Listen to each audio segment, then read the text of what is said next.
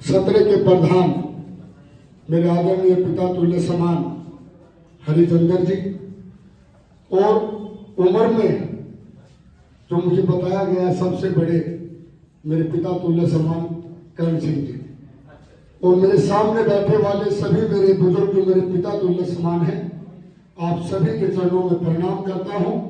सम्मानित मंच, मेरी मातृशक्ति भी मुझे आशीर्वाद देके गई है, उस मातृशक्ति के भी चरणों में प्रणाम करता हूं और जितने मेरे यहाँ पर युवा साथी हैं, आप सभी को जय श्री कृष्ण, राधे राधे, जय श्री जीवराज महाराज जी।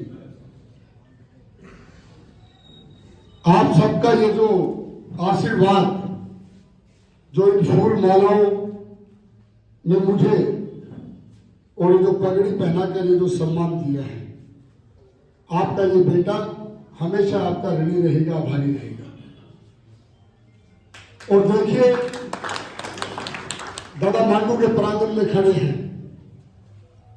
सच्चाई बात तो ये है कि भाई कहीं ना कहीं मन में थोड़ा सा, क्योंकि जो दूसरे प्रत्याशी है वो भी गांव से हैं, लेकिन मैं एक बात कहूंगा भी कि सरकार वो चुनो जो हमारे राष्ट्र को समर्पित हो, जो हमारे सनातन को समर्पित हो, जो इस दिल्ली के विकास को समर्पित हो, इस दिल्ली का ऐसा विकास करे जो हम अपने सपनों की दिल्ली को कर सके।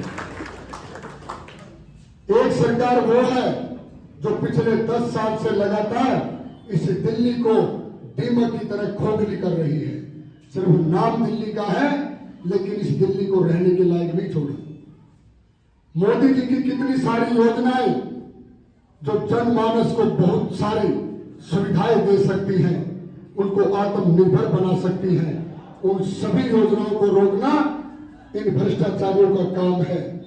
और एक ऐसा भ्रष्टाचारी जो इस दिल्ली के अंदर एक खास आदमी बनकर, जब 15 साल से ये दिल्ली कांग्रेसियों के घोटालों से तरफ थी, तब जंतर मंतर पर बैठकर एक ऐसे, मैं तो कहूंगा कि वो एक ऐसे विद्वान, एक ऐसे महापुरुष है अन्ना हजारे जी, और अन्ना हजारे जी के साथ बैठकर और अपने आप को एक बड़ा ही सिंपल, सीधा साधा, सीढ़ी लगा के खंबे पे चढ़ गया, किसी के तार जोड़ दिए और एक नई उम्मीद की किरण इस दिल्ली को दिखाई और फिर दिल्ली की जनता ने उनको आशीर्वाद भी दिया। पहली बार कहा कि मेरे 5 साल में मैं इस दिल्ली का विकास नहीं कर पाया, लोगों ने फिर विश्वास किया। अगले 5 साल और दे दिए, लेकिन उन 5 सालों में इस दिल्ली को 20-25 साल पीछे कर दिया। मेरी दिल्ली को रहने के लायक नहीं छोड़ा। इस भ्रष्टाचारी को अब सबक सिखाने का समय है। फैसला आप लोगों को, ये इस दिल्ली का एक ऐसा धर्म युद्ध है जिसमें एक तरफ ऐसे टुकड़े टुकड़े गैंग वाले लोग खड़े हैं और इस दिल्ली को लूटने वाले लोग खड़े हैं, और एक तरफ ऐसा संगठन जो पूरे देश के विकास के साथ साथ इस दिल्ली का भी विकास करना चाहते हैं, इस दिल्ली को आपके सपनों की दिल्ली बनाना चाहते हैं। और हमारे प्रधानमंत्री श्री नरेंद्र मोदी जी आज हर जन के प्रिय हैं। उनके प्रति हर किसी को एक नई उम्मीद, एक नई किरण।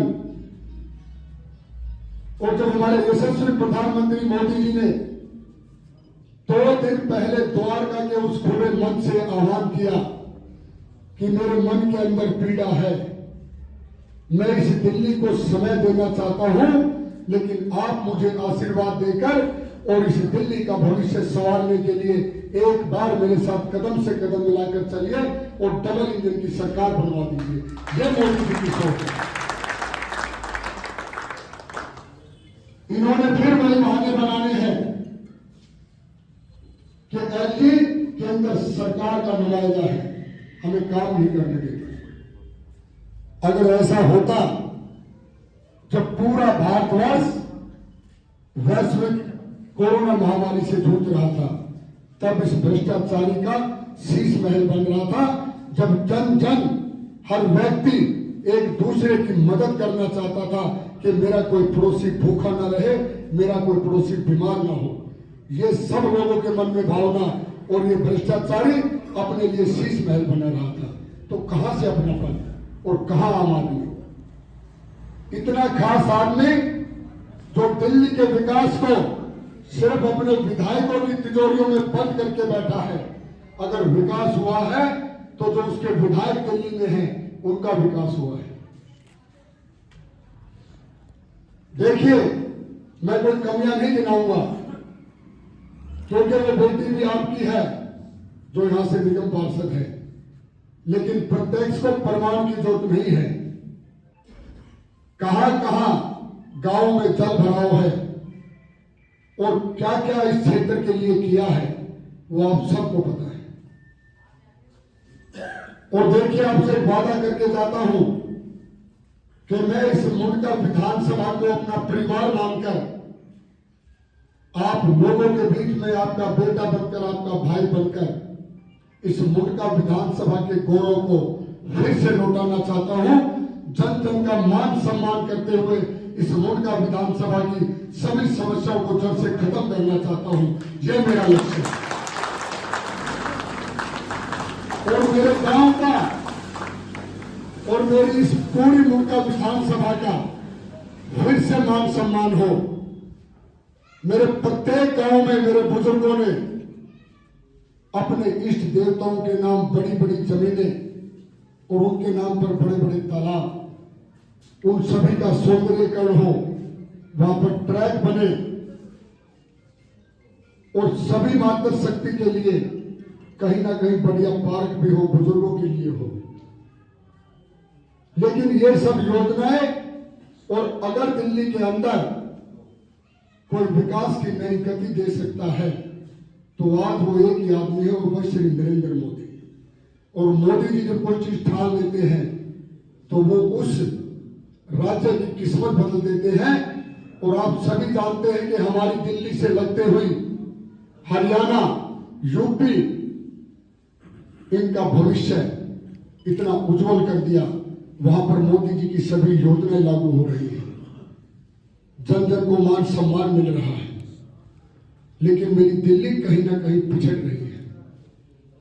सारे रोड गड्ढों में तब्दील हो चुके। डर लगता है कि बच्चा अगर मोटरसाइकिल लेके गया है तो किसी गड्ढे में गिर के उसको चोट ना लग जाए। एक बारिश हो जाए तो 1976 की याद आ जाती है कि भाई दिल्ली में बाढ़ आ गई। ये दुर्भाग्य है हमारा।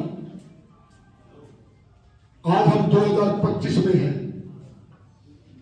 रोहतक रोड का इतना बुरा हाल, जहां 70, 75, 80 साल के मेरे बुजुर्ग हैं, शायद आप लोगों ने कभी नहीं देखा होगा। आज पूरा रोहतक रोड गड्ढों में तब्दील हो चुका। 1 किलोमीटर को पार करने के लिए 3-3 घंटे जाम में रहते हैं। और आपके कराला गांव से लेकर और मुंडका रेड लाइट तक रोड पे चलते हुए डर लगता है कि कभी गाड़ी का बम्पर टूट जाए, गाड़ी ना पलट जाए। और ई रिक्शा वाले तो बेचारे इतने परेशान कि जब स्कूल से बच्चे आते हैं तो उनको डर लगता है कि कोई बच्चा गिर के उसको चोट ना लग जाए, प्राण बच जाए। तो ये दिल्ली हमारी कैसी दिल्ली हो गई? हमें इसके लिए एक प्रण लेना होगा। फैसला आप लोगों ने लेना है कि हमने सबने मिलकर इस दिल्ली के उज्जवल भविष्य को चुनना है। और जो मोदी जी पूरे राष्ट्र का विकास करे, इस दिल्ली को भी विकास की नई टक्कर देनी है मोदी जी के साथ चलकर। यह आप लोगों को प्रण करना होगा। आज दादा मांडू के इस प्रांगण में उनको साक्षी मानकर कहता हूं कि राजनीति में बहुत लंबा मेरा कोई पारिवारिक या पीछे से कोई राजनीति में नहीं है। अगर 2022 में निगम पार्षद भी बना तो इस पूरी दिल्ली देहात का आशीर्वाद और इसका विश्वास मुझे 10,000 वोटों से जिता के आपने उस सिविक सेंटर तक पहुंचाया। ये आप लोगों की मेहनत भी विश्वासघात हो सकता है। और आज ये जो भारतीय जनता पार्टी ने मुझे एक नई जिम्मेदारी देके भेजा है वो टिकट भी आप लोगों के उस विश्वास को, भरोसे को और उम्मीद को मिली है, बस उस पर नाम मेरा लिखा है, लेकिन वो नाम आप सबके आशीर्वाद और सहयोग से लिखा गया है।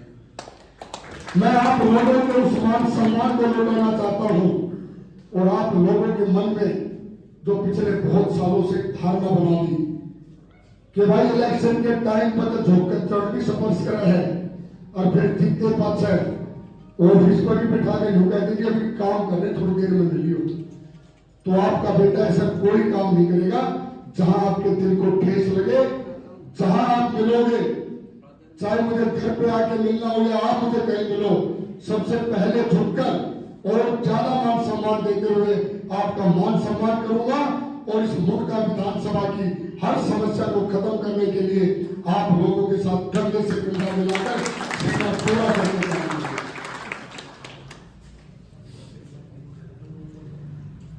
और देखिए, ये सिर्फ एक कराला गांव की समस्या नहीं है, मेरे गांव में भी 3 तालाब है। तालाब तो 4 है, देशरी जोड़, दंडगिया जोड़, एक दूल्हा जोड़। उन तीनों में 2-2, 3-3 बड़ी मोटर पनडुब्बी डालकर और पानी की पाइप दबाकर तब बड़े नालों में डालते, तब जाके गांव में ये लगता है कि भी बारिश में पानी नहीं भरेगा, क्योंकि कोई विकास का काम हुआ ही नहीं। जब तक इन सभी जोड़ों का सौंदर्यीकरण नहीं हो जाता, इनके चारों तरफ से बढ़िया नाले बनकर और उन नालों के द्वारा बड़े नालों में पानी नहीं भर जाता, तब तक ये समस्या का समाधान नहीं होने वाला। मैं आप लोगों से वादा करता हूं कि हमारे जो मंदिरों के साथ में जो तालाब है, जो दादा मांडू के साथ है, उसको ऐसा सहयोग देंगे कि हमारा दिल खुश हो जाएगा कि दादा मांडू के आशीर्वाद से हमारे तालाब का भी सौंदर्यीकरण हो गया और हमें घूमने के लिए उसके ऊपर एक ट्रैक भी मिल गया। ये आपसे वादा करते हैं। और एक वादा करता हूं आप लोगों को कि जो हमारी पैतृक भूमि है, उसके ऊपर चाहे हम लेंटर की बिल्डिंग बनाए, चाहे हम गोदाम बनाए, प्रशासन की हिम्मत नहीं होगी कि कोई आपको आके परेशान कर दे। और सबसे बड़ी लड़ाई लड़ूंगा, हम अपनी पैतृक संपत्ति पे हाउस टैक्स नहीं देंगे, क्योंकि हमारी दादा लाई बनी है। और इस काम में हमारा सहयोग समय समय पे करते भी रहे हैं, आवाज भी उठाते रहे हैं। धरती पुत्र स्वर्गीय डॉक्टर साहिब सिंह वर्मा जी के बेटे परवेश वर्मा जी, और मुझे यकीन नहीं, विश्वास है कि कहीं ना कहीं आपका ये आशीर्वाद नई दिल्ली से उनको भी मिल रहा है। वो वहां पर उस भ्रष्टाचारी को हराएगा और हम यहाँ पर केजरीवाल की भ्रष्ट नीतियों को हराकर इस मुल्क का विधानसभा में एक नए विकास की डगर लिखेंगे, एक नई राह लिखेंगे। तो आप सभी से आपका ये बेटा हाथ जोड़कर विनती करने आया है, सबसे पहले अपने राष्ट्र को समर्पित होकर और दूसरे नंबर पर अपने सनातन धर्म को समर्पित होकर और तीसरे नंबर पर इस दिल्ली के उज्जवल भविष्य को समर्पित होकर और चौथे नंबर पर मेरा परिवार जो मुल्का विधानसभा में रहता है, जिसका नाम मुल्का विधानसभा है, इसको समर्पित होकर 5 तारीख को भारी बहुमत से कमल के फूल पर वोट डाल दो। आपका जिंदगी भर ऋणी रहूंगा, भारी रहूंगा और आप लोगों के बीच में रहकर हर वह काम करूंगा जो एक जनसेवक को करने चाहिए। यह आपसे वादा करता हूं। आप लोगों ने मुझे इतना आशीर्वाद दिया, इसका हमेशा आभार, ऋणी और वादा करके जाता हूं आप लोगों से कि आपकी हर उम्मीद पे खरा उतरूंगा। जब जब आप मुझे कहोगे, आपके बीच में रहूंगा।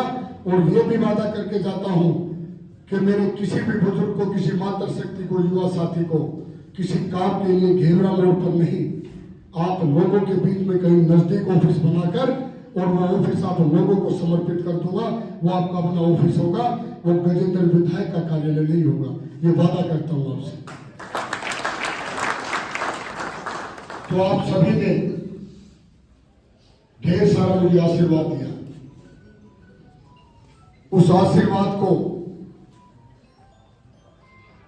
अपने लिए मैं विजय श्री समझकर आज दादा मांडू के यहाँ से निश्चित होकर जा रहा हूं कि आप लोग दिल्ली के विकास को वोट करेंगे, मुंडका विधानसभा के गौरव विकास को वोट करेंगे। आप सबका बहुत बहुत धन्यवाद।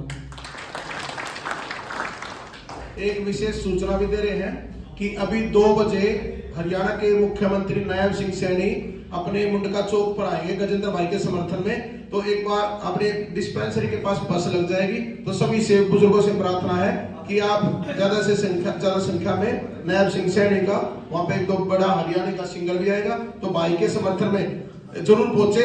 2 बजे वहां पहुंचना है और दोनों हाथ उठा के और भाई के समर्थन में दोनों हाथ उठा के एक बार जोरदार बोलो दादा मंडू की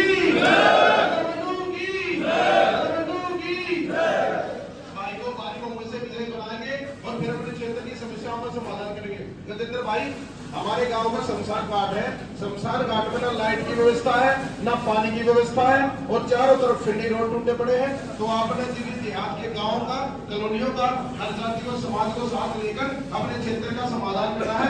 आप भारी बहुमत से विजय बनोगे, ये पूरे गांव की पंचायत बोल रही है। बोलो दादा मंडू की।